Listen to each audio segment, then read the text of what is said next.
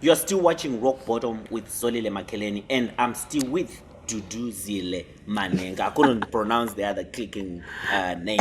So, ma'am, right now I would want you to share your testimony with the nation. The lowest moments, the darkest moments in your career or in your life when you said you had hit your rock bottom. Wow, I think for me, the toughest and most trying time was in 2010. Public knowledge, I was involved in an accident that resulted in someone losing his life. And in this country, when that happens, it's called culpable homicide.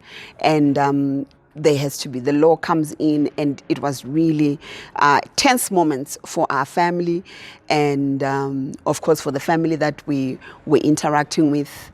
And I think what you want to do at that moment is if the ground could just open up and swallow you, and you don't have to face all that. And the whole issue dragged. By the time that the people were hearing it on radio and the courts, it had been in there for 3 years. We had been roasting under that for 3 years, probably 3.5 years, and had also come into terms with certain things that were going to come along with that. And I think when you're a public figure, what's painful is that you go through your stuff in front of everybody. And so people should be careful what they ask for. You go through your stuff in front of everyone, and people want to say something. Everyone has an opinion. And if you are not grounded in certain areas, you really can be crushed by the same people that were saying, wow, you're amazing. They can just really bring you down. So I think for us, that was really tough. By saying us, for our family, because my children at school, interestingly enough, there were parents who would send their children to torment my kids at school. I remember my grade 1 son coming back home and asking, Mama, what's a murderer? And I explained to him, I said, why are you saying that? He says, one child said to me, his mom said I should tell you, my mom said I should tell you that your mom is a murderer. And so my son came torn. And I think so much for me, what I went through as a person is I could handle that. But the fact that people were taking the fight to my kids, or whether there was a fight that they were supposed to take on, was, I think, the toughest time. That made me feel that I had put my children through that by choosing that career path and that path. So it was really tough for all of us. My daughter was writing her grade 7, and she was in a mess. And so to have her mom in prison while she's writing her grade 7, I was actually in prison the day that she started her first exam. And so I was so tough for us, and I'm away and I'm unable to reach out to say, hey, just focus. And this is a 12-year-old. So that was really hard. I think the hardest part, again, for people is, how do I get up? What if I try to get up and I fail? What if I try to get up and it's not as good as it was in the past? And I think that's one thing that I've had also to overcome and say, do you know what?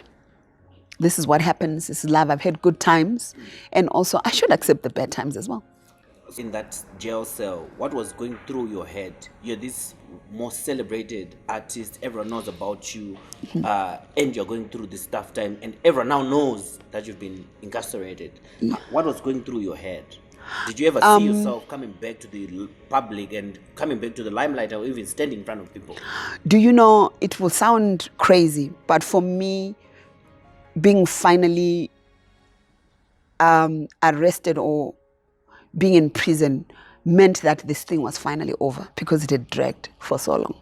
Remember, the accident happened in 2010, and now you get into prison 3.5 years later. And for me, it was like, okay, at least this is done. We can finally close that chapter. And while I was in there, I got the opportunity to hear what will happen when I die, because all the radio stations were playing my music. And we were sitting there on a Saturday in the prison grounds, and you would switch on, and the prison guards would be like, oh, what is that music, Yago? And then they'll go another channel, and then my music is being played. Brought